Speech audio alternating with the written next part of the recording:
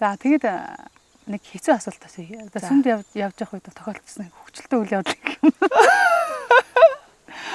За нэг итгэл бишрэлтэй холбоотой ч гэдэг юм уу те. За одоо тухайн үедээ бол энэ хөвгчлөлтөө санагдаагүй заяа.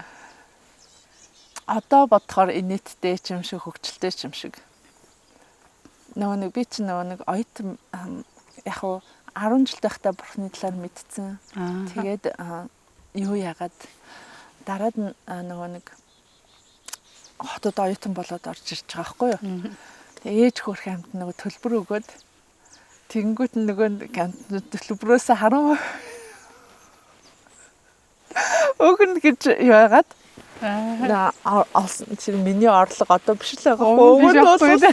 Нөгөө нэг тэр мөнгө ингээд амар их мөнгө хүрээд иргүүд би нөгөө нэг тэрнээс 10% өгнө гэд тэрнээс олж даам болж.